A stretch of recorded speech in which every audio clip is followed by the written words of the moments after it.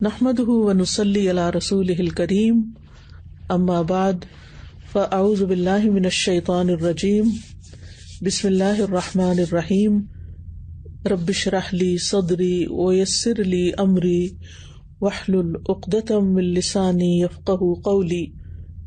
آج میں انشاءاللہ آپ سے کچھ باتیں تواضع کے موضوع پہ کروں گی۔ تواضع کہتے ہیں نا ہمبلنس کو۔ قرآن مجید میں اللہ سبحانہ وتعالی اپنے خاص بندوں کی صفت بیان کرتے ہوئے فرماتے ہیں وَعِبَادُ الرَّحْمَنِ الَّذِينَ يَمْشُونَ عَلَى الْأَرْضِ هَوْنًا وَإِذَا خَاطَبَهُمُ الْجَاهِلُونَ قَالُوا سَلَامًا، اور رحمان کے بندے وہ ہیں جو زمین پہ نرمی سے چلتے ہیں، اور جب جاہل لوگ ان سے بات کرتے ہیں تو کہتے ہیں سلام ہے۔ اللہ سبحانہ وتعالیٰ کے تو سارے ہی بندے ہیں، جتنے بھی دنیا میں لوگ ہیں وہ سارے اللہ کے بندے ہیں، لیکن وہ کون سے خاص بندے ہیں جن کو اللہ سبحانہ وتعالیٰ نے اپنی طرف نسبت دی ہے اور ان کو عزت بخشی ہے اور انہیں اپنا بندہ کہا ہے، اور اپنے ناموں میں سے الرحمن نام جو ہے بہت ہی رحمت کرنے والا، بہت مہربان، اس کے ساتھ نسبت دی ہے کہ یعنی کن بندوں پر اللہ کی رحمت ہوگی، کون اللہ کے خاص بندے ہیں۔ ایک طرف عبد ہے اور دوسری طرف رب ہے، تو بندے کی سب سے زیادہ عزت اس میں ہے کہ وہ عبد بن کے رہے، بندہ بن کے رہے، اللہ کا غلام بن کے رہے، اور دوسری طرف رب رحمان ہے۔ تو ظاہر ہے کہ جو عبد بنے گا، جو بندہ بنے گا، تو اللہ سبحانہ وتعالیٰ اس پر اپنی خاص رحمت نازل فرمائے گا۔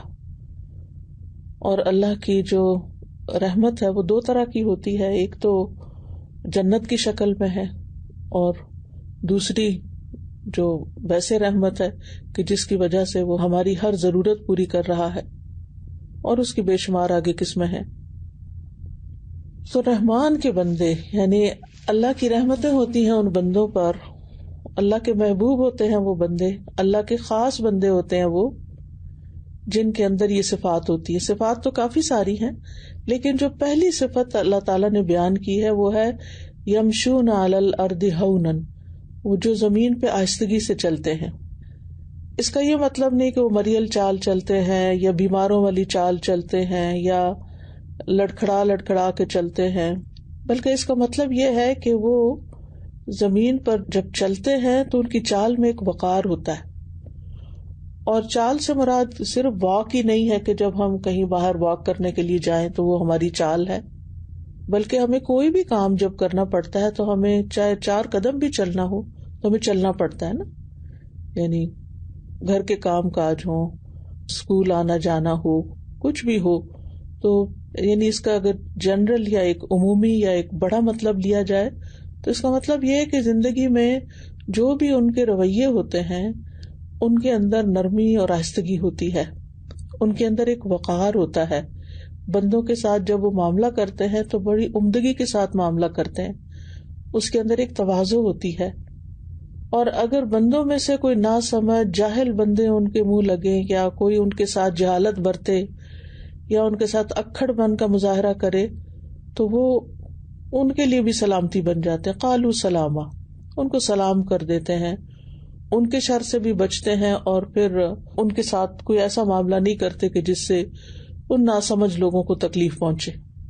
تو آج ہم نے انشاءاللہ یہاں اسی نیت سے یہ ساری بات سننی ہے کہ ہم اس آیت کی روح سے اپنے رویوں کو کیسے بہتر بنا سکتے ہیں، اپنے ساتھیوں کے ساتھ معاملات میں، اپنے کولیگز کے ساتھ، کلاس فیلوز کے ساتھ، اپنے گھر والوں کے ساتھ، بہن بھائیوں کے ساتھ، رشتہ داروں کے ساتھ، دوستوں کے ساتھ، کسی بھی بندے سے جو ہمارا واسطہ پیش آتا ہے تو ہمارا معاملہ کیسا معاملہ ہو۔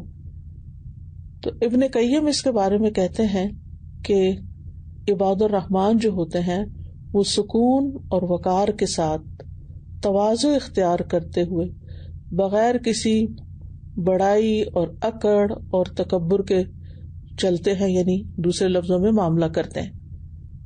تو ہمارے کاموں کے اندر جلد بازی نہیں ہونی چاہیے، ہلڑ بازی نہیں ہونی چاہیے، اور وقار ہونا چاہیے، تواضع ہونی چاہیے، اور اکڑ اور تکبر اور اپنے آپ کو بڑی چیز سمجھنا اور اپنے لہجوں میں اور اپنے معاملے میں ایک بڑائی اور ایک خود پسندی کا عنصر شامل ہونا یہ کوئی اچھی بات نہیں ہوتی.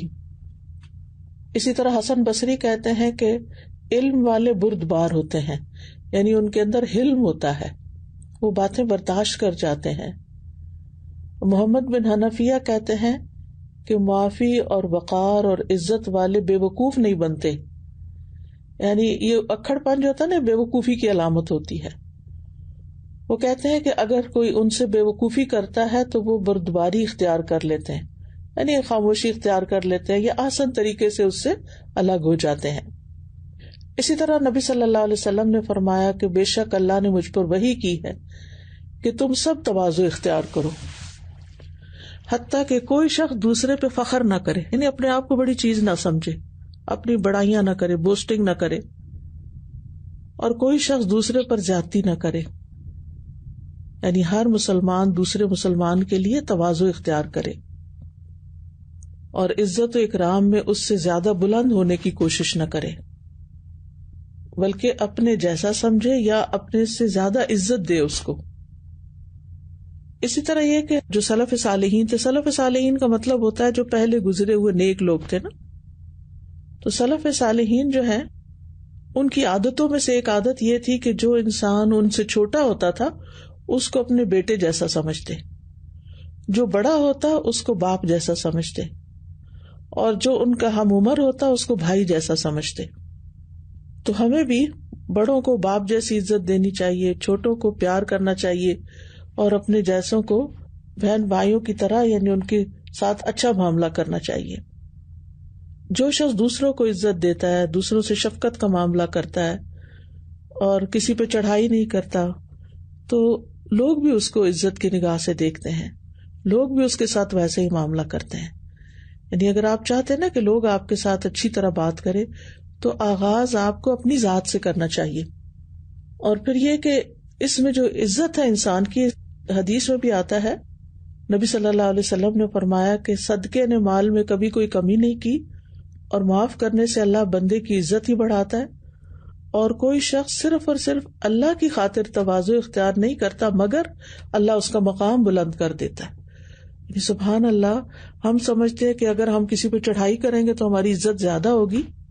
نہیں، اگر ہم تواضع اختیار کریں گے اور اس میں اپنے لہجے کو درست رکھنا، کان لگا کے دوسرے کی بات سننا، بات کرتے ہوئے اس کو توجہ دینا، اگر ہم دوسروں کو عزت دیں گے اور ان کو اہمیت دیں گے تو آپ دیکھیں گے کہ آپ کی قدر بھی لوگوں کی نگاہ میں زیادہ ہو جائے گی. اسی طرح یہ جو تواضع ہے نا، یہ اللہ سبحانہ و تعالیٰ کے سامنے بھی ہوتی ہے اور بندوں کے سامنے بھی ہوتی ہے، حق کے سامنے بھی ہوتی ہے.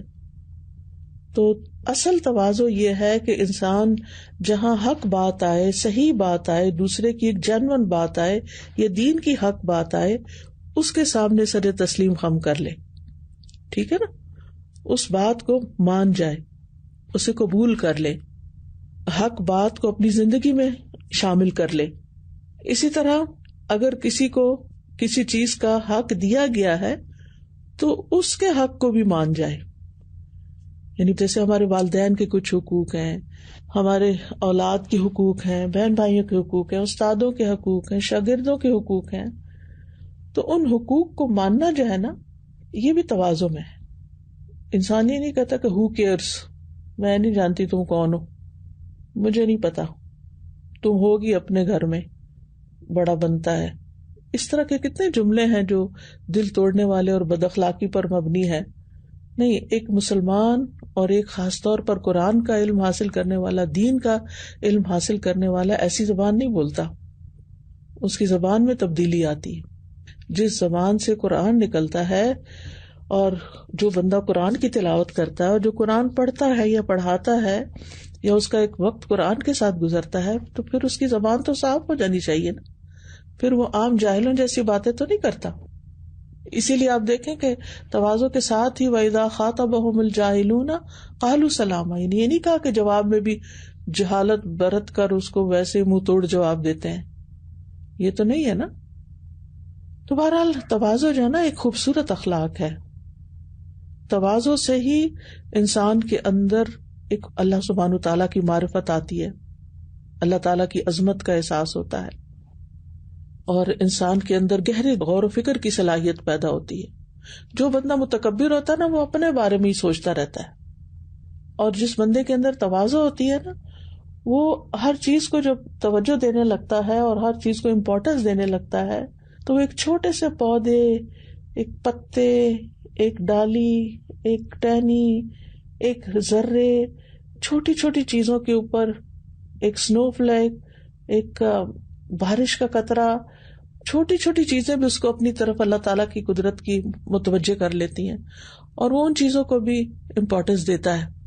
پھر اسی طرح یہ ہے کہ دین کی جو بات سامنے آتی ہے اس کو بھی مان جاتا ہے، اور پورے طریقے سے مان جاتا ہے، مقابلہ نہیں کرتا. یعنی دین کی کسی بات کو، قرآن کی کسی آیت کو یا کسی حدیث کو حقیر نہیں سمجھتا، ناقص نہیں سمجھتا.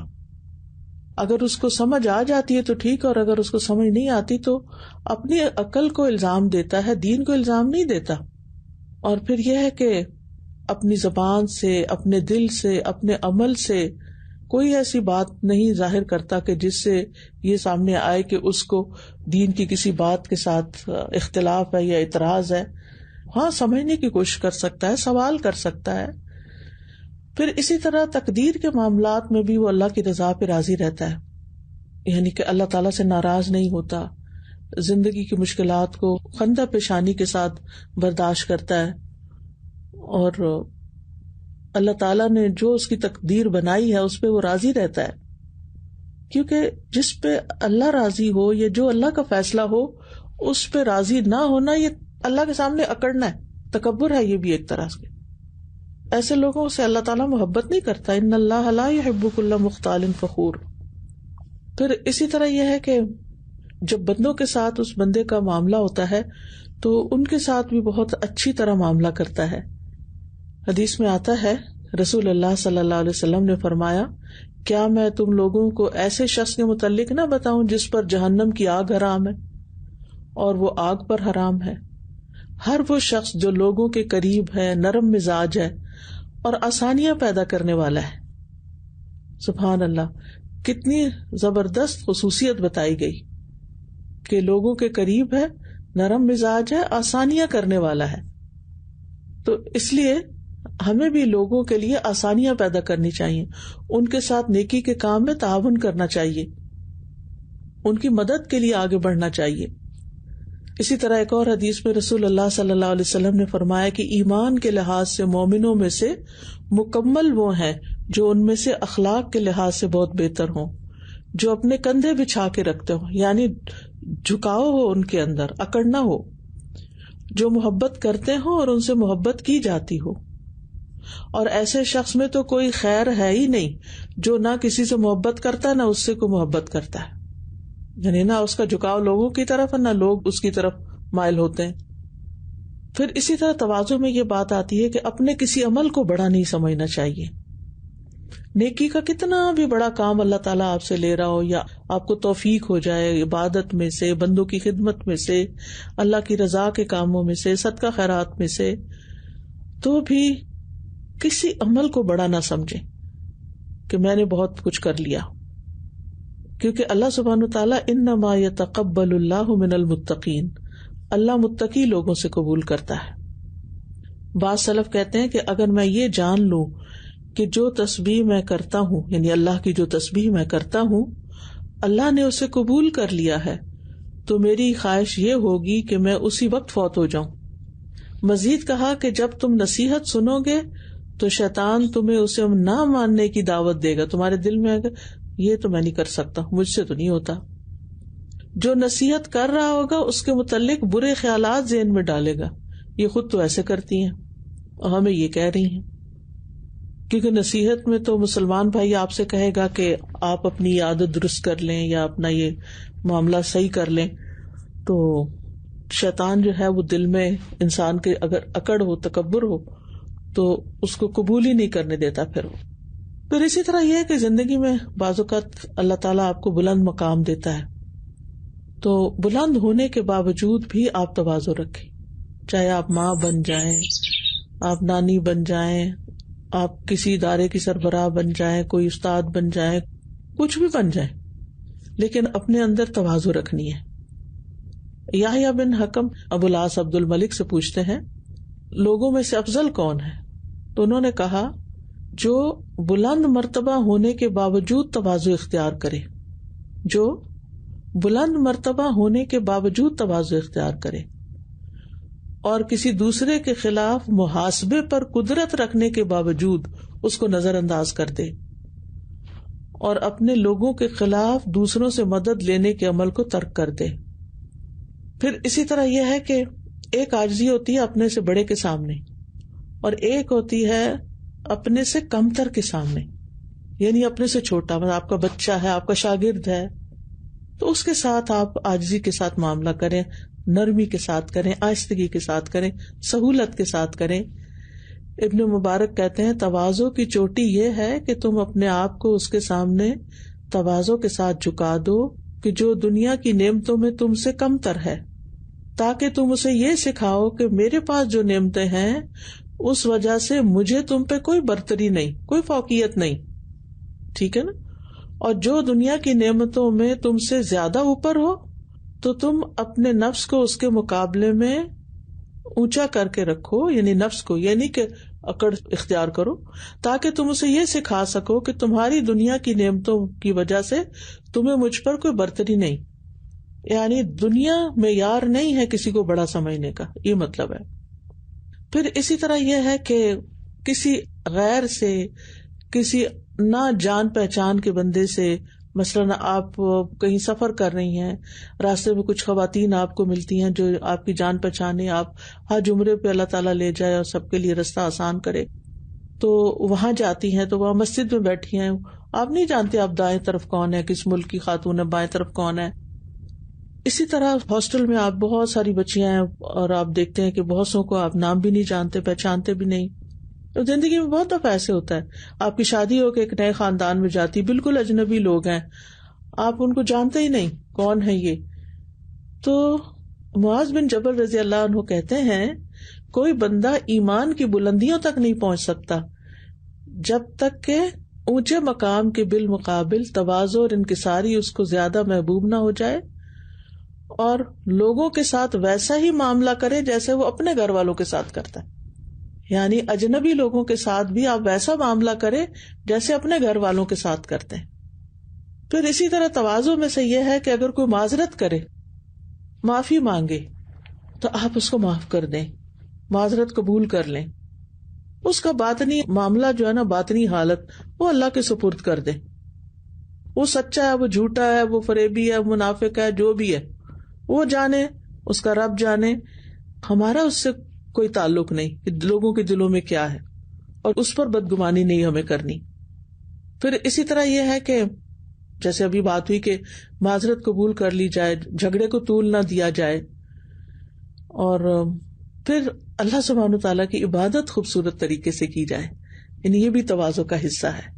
خوب کھڑے ہوں تو آپ کے اندر عاجزی ہو، نگاہیں جھکی ہوئی ہوں، رکوع میں اپنی عاجزی کا احساس ہو اور رب کی عظمت کا احساس ہو، سجدے میں اپنی عاجزی کا احساس ہو، رب کی بلندی کا، سبحان ربی الاعلی، اور اپنے آپ کو عاجز بندہ کر کے سجدے میں سر رکھے، اور پھر خوشی سے عبادت کرے، شوق سے عبادت کی طرف دوڑے.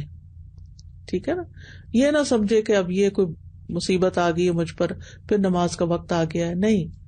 اور ہم دیکھتے ہیں کہ نبی صلی اللہ علیہ وسلم کس قدر تواضع اختیار کرتے تھے، کتنی اپنے ساتھیوں کے سامنے کتنی انکساری اور تواضع کا معاملہ کرتے، اپنے مومنوں کے لیے اپنے پہلو جھکا کر رکھتے تھے، ان کے درمیان ایسے بیٹھ جاتے تھے جیسے ایک عام انسان ہو، اور لوگ پہچان نہیں پاتے تھے باہر سے آنے والے کہ ان میں سے نبی صلی اللہ علیہ وسلم کون ہے، کیونکہ آپ صلی اللہ علیہ وسلم کو جہاں جگہ مل جاتی وہیں بیٹھ جاتے تھے.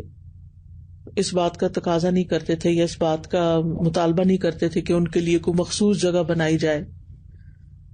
پھر اسی طرح یہ ہے کہ اپنے لیے عاجزی والے لقب پسند کرتے تھے.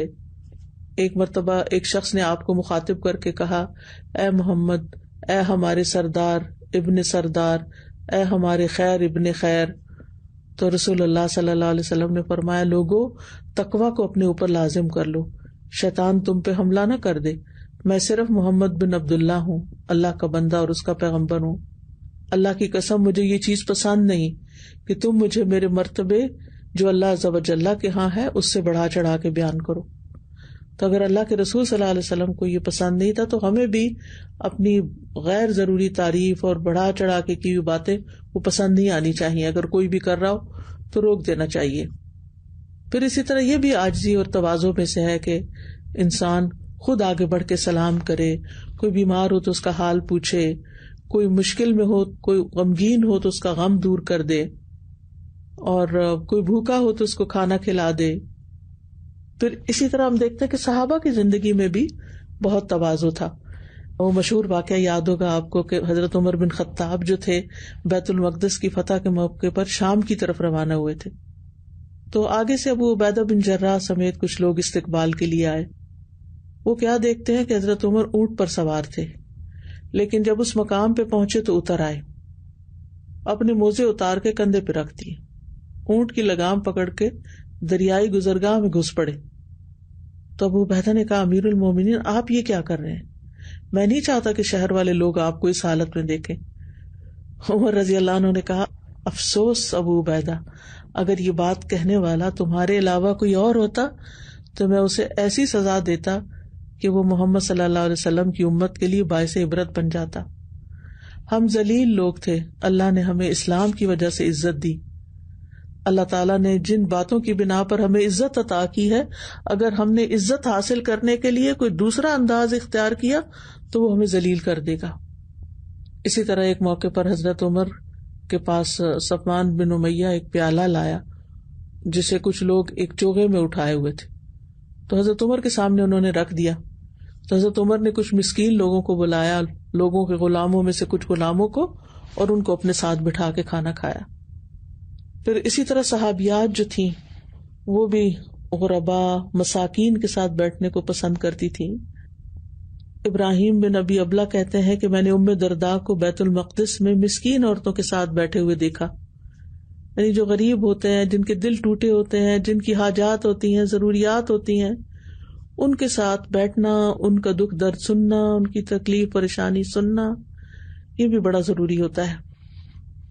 اور علماء میں سب سے زیادہ عاجزی اور انکساری والے وہ ہوتے ہیں جن کا علم زیادہ ہوتا ہے۔ جیسے کسی درخت پہ زیادہ پھل لگ جاتا ہے نا، وہ جھک جاتا ہے۔ پھر اسی طرح امام احمد بن حنبل کے بارے میں آتا ہے کہ وہ فقیروں کی طرف بڑا متوجہ رہتے تھے دنیا داروں کی بنسبت، ان میں بردباری بھی تھی، جلد بازی سے کام نہیں لیتے تھے، سکینت اور وقار ان پہ چھایا ہوا ہوتا تھا۔ عصر کے بعد سوال جواب کی مجلس میں بیٹھتے تھے تو جب تک کوئی سوال نہیں کرتا تھا تب تک بالکل خاموش رہتے۔ اسی طرح جب مسجد کی طرف جاتے تو اکڑ کے نہیں چلتے تھے، تواضع کے ساتھ چلتے تھے۔ یحییٰ بن معین کہتے ہیں میں نے احمد بن حنبل کی طرح کا کوئی نہیں دیکھا، ہم 50 سال ان کے ساتھ رہے مگر انہوں نے کبھی ہمارے سامنے اپنی کسی بھلائی پر فخر کا اظہار نہیں کیا۔ اسی طرح امام ابن تیمیہ کے بارے میں بھی آتا ہے کہ کسی کو تنگی میں نہیں ڈالتے تھے، کسی کو کسی بات سے نفرت نہیں دلاتے تھے، ایسی گفتگو نہیں کرتے تھے جو دوسروں کو وحشت میں ڈال دیتی ہو، اور اگر کوئی ان کے ساتھ ایسے اکڑ پن کا مظاہرہ کرتا بھی، یعنی بازو کا سوال کرنے والے، تو کوئی مسئلہ پوچھتا تو اکتاتے نہیں تھے۔ ہمیں بھی دیکھنا چاہیے، بعض اوقات ہمارے اسٹوڈینٹس ہم سے کوئی سوال کر لیتے ہیں ایک سے دوسری دفعہ تو ہم بیزار ہو جاتے ہیں، یہ نہیں ہونا چاہیے۔ خندہ پیشانی کے ساتھ متوجہ ہوں، نرمی کے ساتھ بات کریں، اپنی نرمی کے ساتھ دوسرے کو نرمی سے بات کرنا سکھائیں، کھڑے ہونے میں، بیٹھنے میں، چلنے میں، سیڑھیاں اترنے میں، چڑھنے میں، ہر چیز کے اندر ایک وقار ہونا چاہیے، ایک سکینت ہونی چاہیے۔ تو میری دعا ہے کہ اللہ سبحانہ وتعالی ہمیں عمل کی توفیق عطا فرمائے، اور ہم نے جو کچھ سیکھا ہے ہمیں اس سے بھرپور فائدہ اٹھانے کی توفیق دے، کیونکہ اللہ کے بندے جو ہیں وہ متکبر نہیں ہوتے، بلکہ وہ اللہ سبحانہ وتعالی کے سامنے اپنی عاجزی کا اظہار کرتے ہیں، بندوں کے سامنے تکبر کا اظہار نہیں کرتے، اور حق کو قبول کر لیتے ہیں، اور لوگوں کے ساتھ تعاون کرنے میں پہل کرتے ہیں۔ قرآن مجید میں بھی آتا ہے نا کہ اذلۃ علی المؤمنین، مومنوں کے ساتھ بہت نرم ہوتے ہیں. تو اللہ سبحانہ وتعالی ہمارے اندر نرمی پیدا کرے، لوگوں کی خیرخواہی پیدا کرے اور ہمیں وہ کام کرنے کی توفیق دے جس سے ہمارا رب راضی ہو جائے. استاذہ جی، یہ جو آج ہم نے پڑھا تواضع کے بارے میں، تو کہنے سننے میں بہت چھوٹا سا لفظ لگتا ہے، لیکن حدیث کی روح سے اور سلف صالحین کے جو واقعات پڑھے تو اس کا اجر تو بہت زیادہ ہے، اور یہ ساری زندگی میں ایک ساتھ لے کے چلنے والی چیز ہے. تو یہ میں کہنا چاہ رہی تھی کہ جب تک صرف علم حاصل کرتے رہیں تو شاید تواضع اس طرح سے نہیں آتی، لیکن جیسے ہی عمل کرنا، اپنے علم کے اوپر عمل کرنا شروع کریں تو تواضع خود بخود رویے میں آ جاتی ہے، کیونکہ یہ فکر ہوتی ہے کہ کسی رویے کی وجہ سے نیکی ضائع نہ ہو جائے. اس طرح سے تواضع آ جاتی ہے رویے میں. دوسری چیز یہ کہ داعی دین کی، اگر ہم لوگ داعی دین بنتے ہیں تو یہ رویہ بہت ضروری ہے کہ اگر آپ کے اوپر کوئی تنقید کرتا ہے تو آپ اپنے اندر دیکھیں، اگر برائی ہے تو دور کر دیں، اگر نہیں ہے تو خاموش ہو جائیں، اور دعوت دین میں بہت مددگار ثابت ہوتا ہے یہ رویہ. اور لاسٹ پوائنٹ جو آپ نے بتایا کہ تقدیر کے فیصلے پہ راضی نہ ہونا تکبر ہوتا ہے، تو اس میں بھی تواضع اختیار کی جائے. تو یہ پوائنٹ بالکل مائنڈ میں نہیں تھا، تو انشاءاللہ آئندہ کوشش ہوگی کہ اس معاملے میں بھی تواضع اختیار کی جائے. جزاک اللہ خیر. سوال یہ تھا کہ اگر ہم خیر پہ لا رہے ہیں، اس پر مشکلات آتی ہیں، ہم ان کو فیس کرتے ہیں، کچھ حالات ایسے ہو جاتے ہیں کہ ہم لوگ کمپلیٹلی بریک ڈاؤن ہو جاتا ہے ہمارا نروس، اس میں ہمیں کیا کرنا چاہیے؟ اس وقت اللہ سبحانہ وتعالیٰ کی طرف رجوع کرنا چاہیے، کیونکہ اصل سہارا اللہ ہی ہے، اور جو مشکل میں اللہ کو تھام لیتا ہے نا تو اللہ تعالیٰ اس کو نہیں چھوڑتا، اس کو راہ بھی دکھاتا ہے. جزاک اللہ خیر. السلام علیکم استاذہ جی. کل ایک آپ نے سے تواضع کی بات کی اور نرمی کی، تو سبحان اللہ کل ہی ایک بہت ہی پیاری فیملی ہے، ان سے ملاقات ہوئی. ہم نماز پڑھنے گئے تھے اور مغرب کی نا، اور وہیں وہ میرے ہسبینڈ کو ساتھ لے کے گئے کہ میں اپنی وائف سے ملوانا چاہتا ہوں. اور ماشاء اللہ وہ اتنی تواضع والی فیملی تھی، نہیں ہم حیران ہو رہے تھے کیسے انہوں نے ویلکم کیا. حالانکہ وہ ٹرکش تو ان کی وائف جو تھی لیبنیز اور افغان، اتنے ماشاءاللہ تواضع کے ساتھ وہ پیش آئے. تو میں سوچ رہی تھی جو اسلام کی جو بانڈ ہے، جو یعنی نماز اور قرآن اسپیشلی، تو یعنی کس طرح کے آپس میں محبت کر دیتا، اور کیسی تواضع آتی ہے کہ حیرت ہوتی ہے کہ کوئی جانتا نہ ایک دوسرے کو، اور ان کے یعنی ملنے کے، اور اتنی محبت سے وہ پیش آئے سارے نا. بالکل. اصل میں اگر ہم دیکھیں تو ہماری زندگی کا مقصد کیا ہے؟ وما خلقت الجن والانس الا لیعبدون. اللہ نے جن و انس کو اپنی عبادت کے لیے پیدا کیا، اور عبادت کا لفظ جو ہے وہ عبد سے ہے، اور عبد کہتے ہیں غلام کو، اور غلام جو ہوتا ہے وہ تمام انسانوں میں سے زیادہ تواضع کا سمبل ہوتا ہے، ہمبل ہوتا ہے. تو ہماری عبادت اس وقت تک مکمل نہیں ہو سکتی جب تک ہم اللہ کے آگے بھی پورے دل دماغ سے نہ جھک جائیں، اللہ کے فیصلوں کو قبول نہ کریں، اور جب تک ہم بندوں کے ساتھ بھی اچھا معاملہ نہ کریں. بجی ہم نے آپ سے بچوں کے بارے میں بات کرنی تھی کہ جب بچے ضدی ہو جائیں تو انسان کیا کرے. ابھی تو تواضع کے بارے میں بات ہو رہی ہے، لیکن بچے جب ضد کریں تو اس وقت بھی حوصلے کے ساتھ، تحمل کے ساتھ ان سے بات کرنی چاہیے. ضدی وہ اسی وقت ہو جاتے ہیں جب ہم ضد میں آ جاتے ہیں، تو کسی کو تو جھکنا پڑتا ہے نا، تو ان کو ضدی ہونے نہ دیں، ان کے ساتھ کمیونیکیٹ کریں، بات کریں، اور ان کی سمجھنے کی کوشش کریں وہ کس بات پہ ضد کر رہے ہیں، کیوں ضد کر رہے ہیں. بعض اوقات ہم خود مصروف ہو جاتے ہیں اور ان کو بس چل چلاؤ میں ہم چاہتے ہیں کہ وہ بس ہمارے عاجز غلام بن جائیں، جو ہم کہتے جائیں وہ کرتے جائیں. تو اس کے بارے میں بھی ہمیں سوچنا چاہیے کہ ہمارا اپنا رویہ کیا ہے.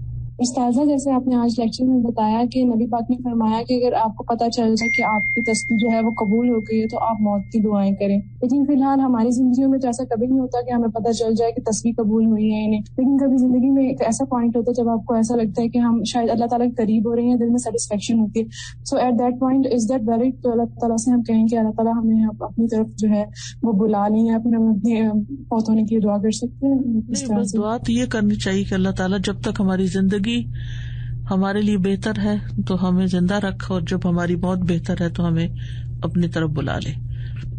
استاذہ ابھی آپ نے بتایا کہ اللہ ایسے لوگوں سے محبت نہیں کرتا جو اللہ کے فیصلوں پر اکڑتے ہیں. ہمارا اس چیز پہ ایمان ہے کہ ہماری زندگی میں جو کچھ بھی ہو رہا ہے وہ اللہ کے عزم سے ہوتا ہے، تو ہم تو بہت ساری چیزوں سے انحراف کر جاتے ہیں. تو کیا ہم اللہ تعالیٰ کی بات سے مکر رہے ہیں؟ یہ چیز کیسے ہوگی پھر؟ بس اللہ تعالیٰ کی جو بھی باتیں ہیں نا ان کو دل سے قبول کرنا چاہیے، اور اس میں یہ سمجھنا چاہیے کہ اس میں بھی خیر ہوگی، اور اللہ تعالیٰ میرے لیے کوئی اور بہتر راستہ نکال دے گا. حسن ظن رکھنا چاہیے. میرا یہ سوال ہے کہ آپ نے وقار سے چلنے کی بات کی اور پھر عاجزی کا بھی ذکر کیا، تو ان دونوں کو ڈفرینشیٹ کر دیں. عاجزی تو رویے میں ہوتی ہے نا، اور وقار جو ہے وہ تکبر کا نام نہیں ہوتا. وقار کا مطلب ہے کہ انسان ایسے طریقے سے چلے کہ جس میں دوسرے ساتھ چلنے والوں کو تکلیف نہ ہو، اور سامنے سے کوئی آتا ہوا ہمیں دیکھے تو اسے یہ محسوس نہ ہو کہ ہم کسی اپنے خوش خیالی میں اور بہت اپنے آپ کو بڑا سمجھتے ہوئے چل رہے ہیں، پاؤں مار کے یا اس طرح بازو جھٹک جھٹک کے کہ جس سے ایک تکبر کا اظہار ہو.